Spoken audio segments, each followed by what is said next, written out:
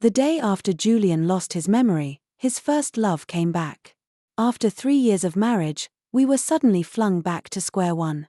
She shot me an icy glance. "I'm home. You can get lost now."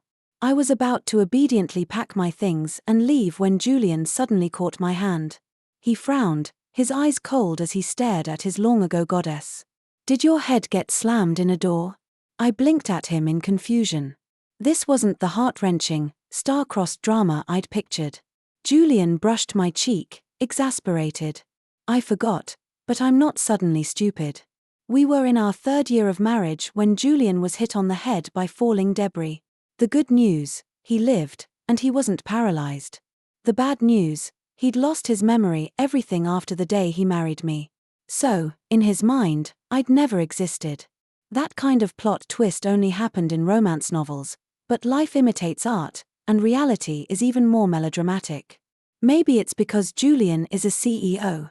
Most alpha billionaires in fiction go through this exact arc. And I, apparently, was the throwaway side character who gets written off. The morning after he was admitted to the hospital, his first love, the one he once couldn't get over, flew back into town. Her name is Bella, petite and stunning. She now stood in front of me, looking me up and down with chilling disdain. Julian's friends and relatives traded glances. The VIP suite fell pin-drop silent. Anyone who'd known Julian for more than 10 minutes was aware that he and Bella had an on-again off-again saga that dragged on for years. Childhood sweethearts. They broke up so hard that he once landed in the ER from sheer grief. That's how deep it ran. Our marriage, on the other hand, had started as my relentless chase. So with her return, I had no leverage. After 3 years, we didn't even have a child. Nothing to anchor him. Worse, he didn't remember me at all. "Whitney, I'm back. You can get lost." When Bella delivered that line, I sighed in resignation. Head bowed, I started collecting my things. Then a long, elegant hand wrapped around my wrist. I looked up. Julian. His eyes were deep, almost unreadable, but a faint softness glimmered when he looked at me. "Where are you going?" I said nothing. What could I say? Packing up to leave like a good girl? When I stayed silent, he turned to Bella. "You're yelling at my wife to get lost right in front of me." His voice cooled. "Am I supposed to be dead?" He scowled, still eyeing his goddess. "Did your head get slammed in a door?" I stared, bewildered. This was definitely not the torture romance I'd rehearsed. Julian sighed and stroked my cheek. "I forgot, but I'm not suddenly stupid." Bella's eyes widened in disbelief. "Julian, how can you talk to me like that?" Tears welled and trembled on her lashes, gorgeous. Even I, a woman, felt my heart twitch. But Julian stayed expressionless. Bella stamped her foot, then burst into tears and bolted from the suite. She slammed the door so hard the walls shook. My ears didn't ring.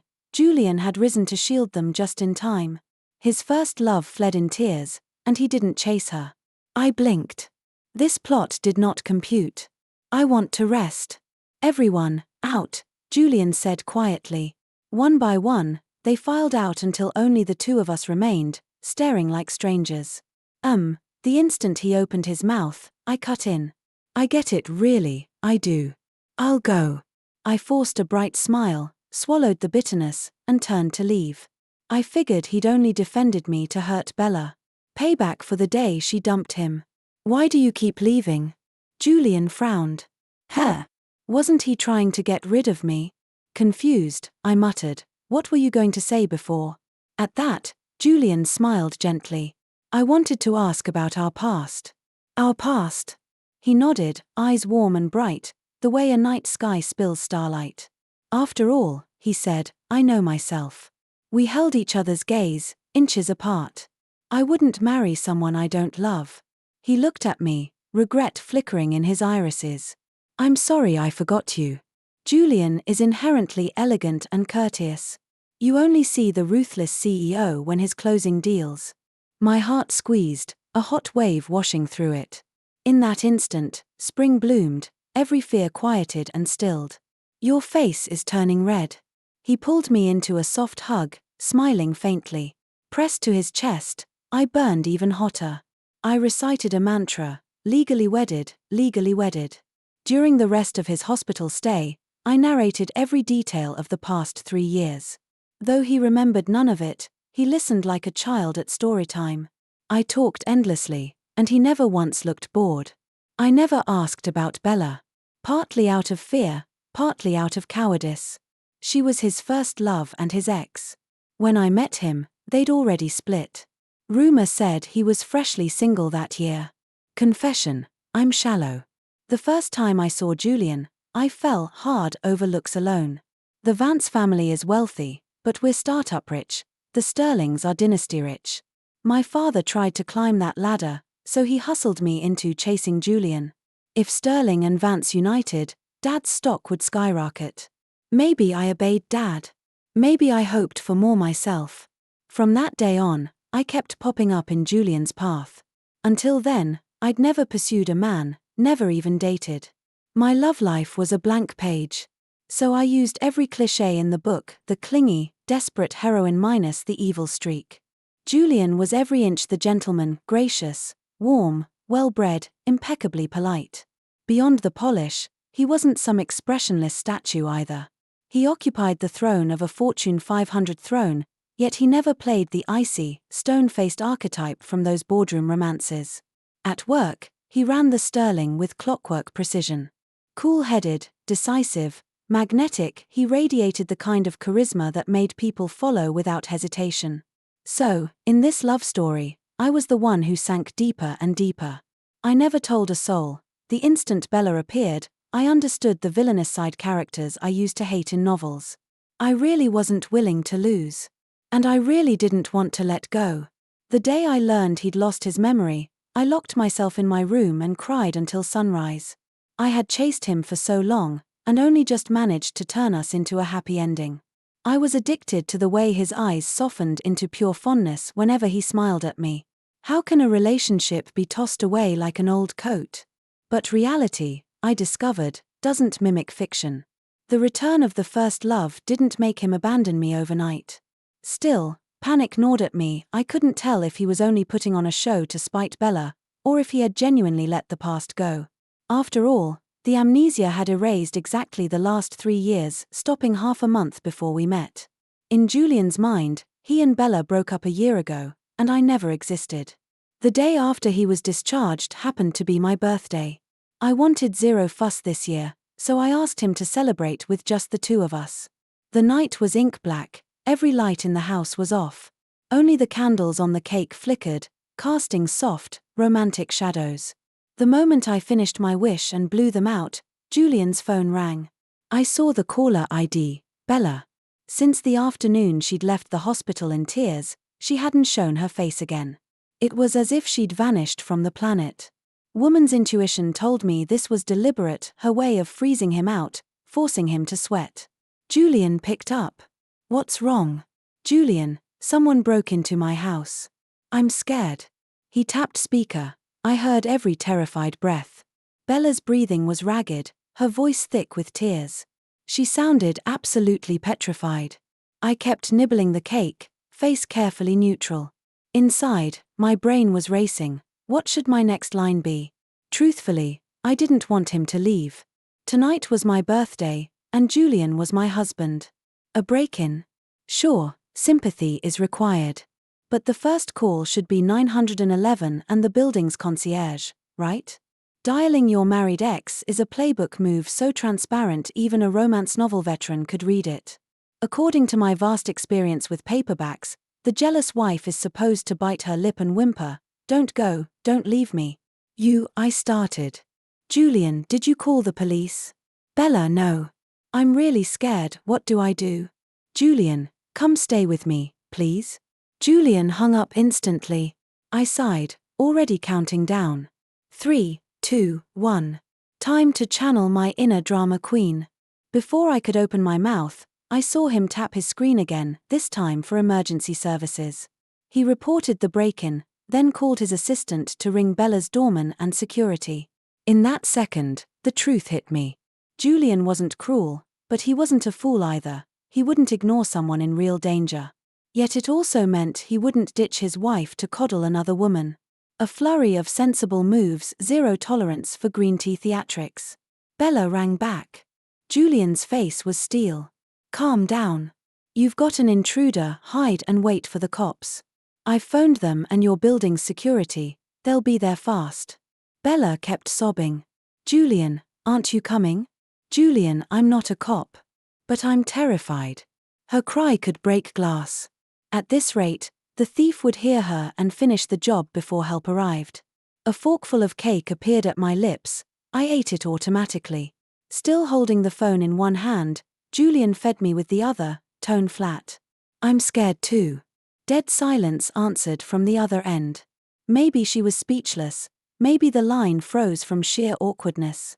Whether Bella ever met an actual burglar that night, Julian and I never found out.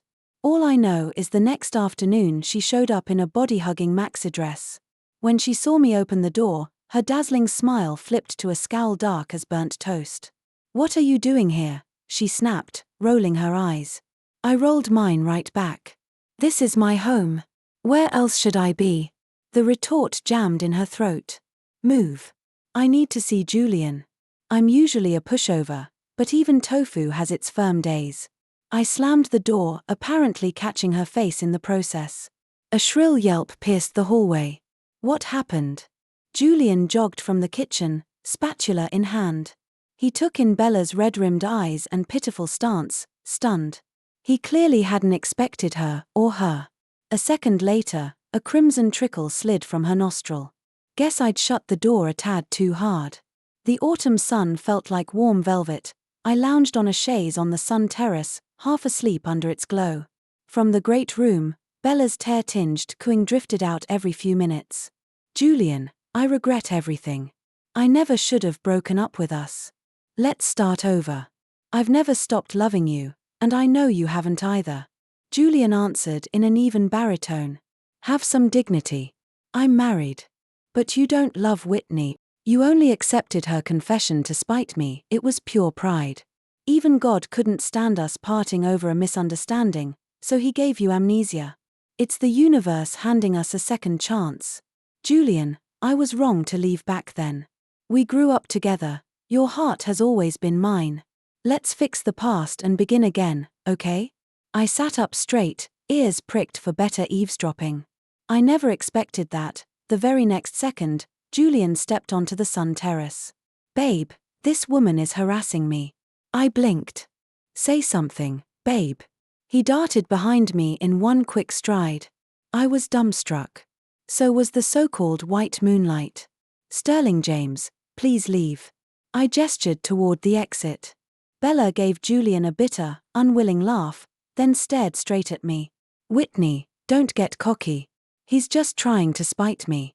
He loved me so deeply back then. Bella, stop spouting nonsense. Julian's face darkened. His brows knit tight. I did mope over you once, but that chapter is closed. People move forward. Don't ever bother me again. He hesitated, then added, I'm a married man. Even if the me who lost his memory didn't love Whitney, I still took vows. As a husband, I will not betray her. His words left me dazed for a moment.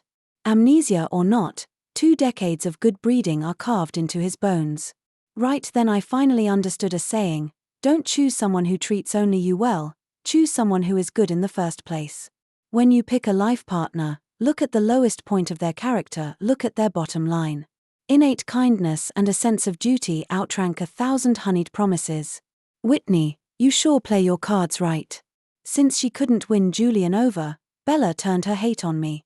Before I could speak, Julian shifted to shield me. Being a mistress isn't glamorous, Bella. You really should. He searched for words, then, dead serious and utterly sincere, burst out, you should reform. The moment it left his mouth, Bella's delicate face went white, then purple as liver. Humiliation. I couldn't hold it, I doubled over laughing. By the time Bella stormed out, slamming the door, I was still crouched on the terrace, stomach aching from laughter. Julian looked bewildered. Did I say something wrong? Still trembling with giggles, I tilted up at his gorgeous eyes. Who taught you CEO lines? You're skipping the script. He looked even more lost. Script? Was I not supposed to do that? I swallowed my laughter and poured out all the worries and scenarios I'd built up lately. Julian listened, thoughtful, and finally spoke. Amnesia isn't stupidity, nor possession. I considered, then said, but novels always make a domineering CEO lose his memory and start torturing the heroine. Julian's expression turned odd. Whitney, that's not a CEO, that's a raging psycho. Fair.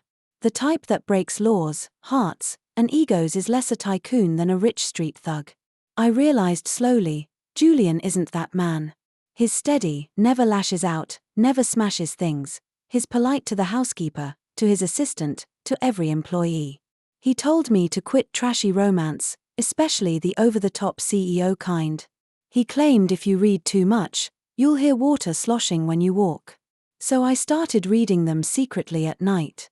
Under the covers with a flashlight. Can't sleep. Julian yanked the quilt and confiscated my phone. 3 more chapters to the end. I yelped, grabbing for it. I missed and toppled right into his chest. Julian's lips curved, eyes darkening. He tightened his arms and pulled me closer. If you can't sleep, let's do some exercise that induces sleep. Pinned against him, I felt his warm, broad palm glide along my waist. Back and forth. My head was still in the plot. I'd paid for the VIP chapters, after all. Please. Sterling. He murmured the question, but it sounded like a verdict. Julian, your memory hasn't come back yet, I muttered. He arched a brow. Maybe, but one fact hasn't changed. What? Whitney, we're legally married, aren't we? He tapped his chest. Besides, the heart doesn't lie. The license is real. The reflexes are real, so what's fake? Oh right, Bella's babble. Pure fiction. His voice turned husky, gaze soft enough to drown in. Eyes locked, he brushed my cheek with a gentle smile. Then he lowered his head and kissed me. Julian's been busy lately. Morning, straight to the office, working hard. Afternoon, meetings and therapy. He's determined to recover his memories. Evenings, well, everyone's been working overtime. Bella keeps stirring trouble. Random texts ping in. Julian labels it crazy and ignores her. Maybe because he won't bite, she's switched targets to me. The moment I unlock my phone, photos pop up. Bits and pieces of their past. She probably expects me to rage like a jealous maniac so Julian will bolt. I didn't. Everyone has a past. As long as Julian didn't cheat, lie, or breach any moral line, I don't care. First love that didn't last. Open the door and look outside, half the city carries that story. So I typed, having an ex isn't a criminal record. What's your point? Bella, we once loved each other. Me, we love each other now. Bella, he'll come back to me. Me, tell him, not me. It won't rattle me. The instant the white moonlight reappeared, I'd prepared for every ending. The worst case was novel standard. Julian dumps me and rides into the sunset with her. But being a tragic heroine isn't my fate. I firmly believe a woman can't chain her life to a man's love. Grief and pain may come, but I can heal myself. As Chizuko Ueno said, if a woman is spiritually barren, clings to being loved, craves validation, no talent or resource can save her from that prison. They say the beloved must tend the blossom like a gardener, and I've decided to be both flower and florist. I'll love myself, nourish myself, keep my own petals open. I refuse to wither just because a man forgets to water me. While Bella was spiraling through an endless meltdown, I was arranging peonies in a crystal vase. While she bombarded me with old selfies of her and Julian, I was practicing calligraphy. When my wrist grew tired, I switched to 10 minutes of guided meditation. Self-cultivation, fresh ink, a stack of new books, so much more satisfying than the emotional quicksand people call love. Eventually she realized I was soft cotton. Throw a punch and it sinks with no resistance. Exhausted, she went quiet for a while. Then the pity play began. It was deep in the night. Julian's phone rang out of nowhere. Julian, Bella's trashed, she's probably got a bleeding ulcer. Get over here now. A woman's voice. One of Bella's friends, I guessed. I rubbed the sleep from my eyes, clicked on the bedside lamp, and sat up in the warm cave of blankets. Julian yawned, genuinely puzzled. I'm not a gastroenterologist, why call me? Do you even have a heart? You two used to date. You'll just let her die. He glanced at the clock and sighed. Sis, do you see what time it is? If it's really an ulcer, 911 beats a booty call every single time. Besides, my wife's afraid of the dark. I'm on bedtime duty. Modern medicine's amazing, she won't die. He hung up and blacklisted the number in one fluid swipe. Then he tucked me back against his chest and pulled the duvet over us both. The interlude left me wide awake. Curious, I poked the hard curve of his pec. That was ice cold. Doesn't sound like you. Julian was always grace incarnate, soft-spoken, impeccably polite. The sarcastic sting had felt imported from another personality. He kept his eyes closed, one arm locked around my waist, the other lazily patting my back. Half asleep, he murmured, she's faking. Even if she isn't, it's still a stunt. I studied the clean line of his profile. Can I ask you something? He made a drowsy ham, fingers still trailing up and down my spine, the way he'd done even before the amnesia. Muscle memory is stubborn. I've heard. Bella was your white moonlight. What's a white moonlight? He mumbled. The one you can't erase. The soft spot that never scabs. First love, bright memory, still makes your heart race when you meet again. Julian's lashes lifted, he looked straight at me. She's not my white moonlight. You're my wife, know me better. If I still loved her even a little, I'd never have let go. I nodded. Right, because she left for Europe, so she became the unreachable glow in your chest. Something cracked him up, he laughed into my hair. Not white moonlight, Whitney. He repeated it like an oath. After we split she boarded that plane, but I'd already landed on goodbye. If I were still hung up, I'd have followed. Couldn't I afford the ticket? I own the jet. He smoothed my bedhead. Fire away, ask everything tonight. So I did. I heard when she dumped you, grief actually hospitalized you. His grin widened. Old me never told you this. I shook my head. Amnesia or not, he'd always been gentle, mannered, the same man, minus 3 years of files. He exhaled, hugging me tighter. Life was on a prank streak. The morning after she dumped me, my appendix exploded another hour and it would have perforated. Seriously? My eyes went round. In every billionaire romance, the hero's affliction is supposedly a glass stomach. 3 years married and Julian had never clutched his abdomen, turns out the trope migrated south. Whitney, we're married. Ask me anything, anytime. Full disclosure, 0 edits. I tucked my smile into his collarbone. Deal. A human can't live on love alone, but extra frosting never hurt the cake. After the stomach-bleeding fiasco, Bella rolled out phase 2. Julian, I'm sick, need a new kidney. Julian considered that.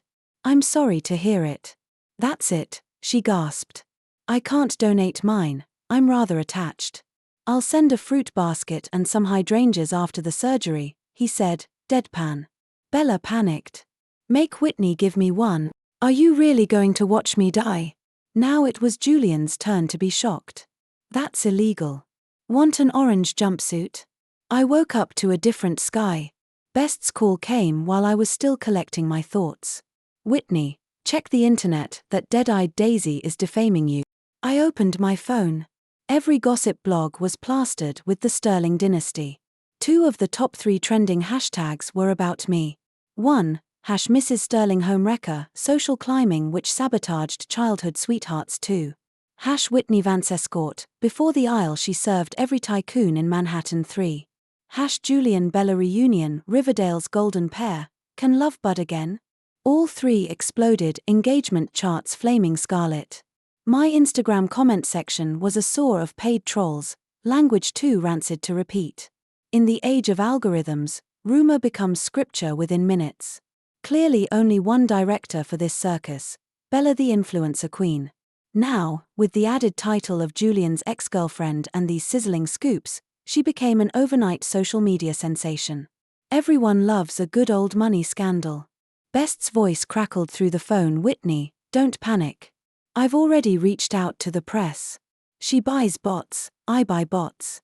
She pays for trending hashtags, I pay to bury them. Stop, I cut in. Let her keep lying. Don't do a thing, we want this blaze to roar higher. Huh. Whitney, are you okay? Best sounded frantic. You haven't let that white lotus witch push you over the edge, have you? I laughed softly. Bella forgot one tiny detail. We live under the rule of law now. I started gathering evidence and was about to call attorney. Attorney called me first. Julian had already booked attorney. Apparently, the moment Best dialed me, Julian, furious at the online slander, was already orchestrating damage control. Whitney, if she dares spread rumors, we sue immediately. Julian strode in wearing a tailored suit, cheeks flaming. He rarely shows up in formal wear around me. After work he always changes into sweats first. Julian's gorgeous, in a suit his every inch the novel perfect alpha CEO. I shamelessly ogled him. Whitney, you with me? He waved a hand in front of my eyes. I blinked back to reality. Grinning, I wiped the corner of my mouth. Julian. Yeah, I'm here. He waited, utterly serious. I batted my lashes shamelessly. Seeing you in that suit, I finally get the phrase professional fantasy and the whole forbidden vibe. Julian's face detonated crimson down to his collar, one shade short of bleeding. He looked away, stammering, it's broad daylight, why are you saying stuff like that? We sent Bella to jail. For defamation, libel, and inflicting severe emotional harm.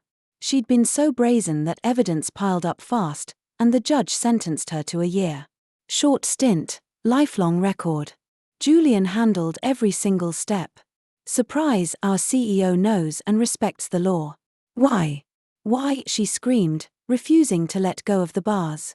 You lost your memories, you forgot her, so why are you still the same as before? Wait. Same as before? I tilted my head, baffled. Had Julian already rejected Bella before the amnesia, and the fallout was ugly? What am I to you? She wailed. You used to be my ex, Julian answered coolly. Now you're just a toxic clout chaser, definitely not a good person. The more solemn his tone, the deeper the dagger. Julian, you have no heart. I'll never forgive you.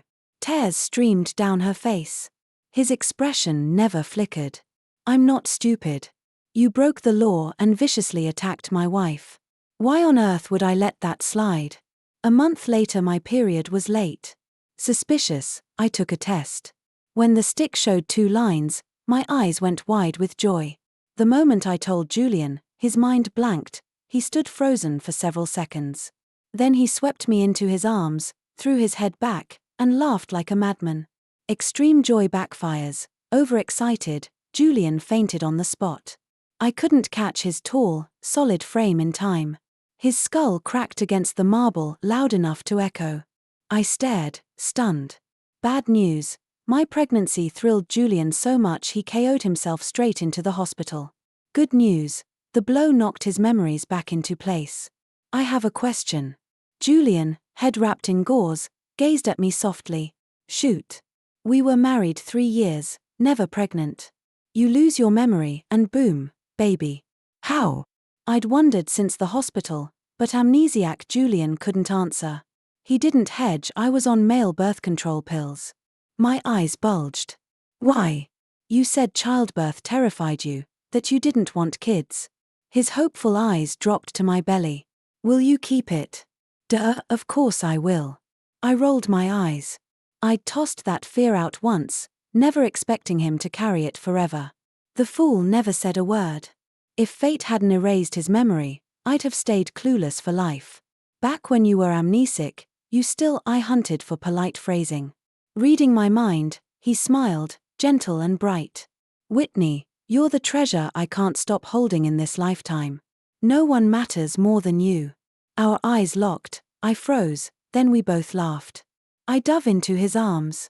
I wrote our love into a story and posted it online. Title: When a CEO novel CEO actually follows normal plot logic, Julian's journal. I have a secret Whitney doesn't know.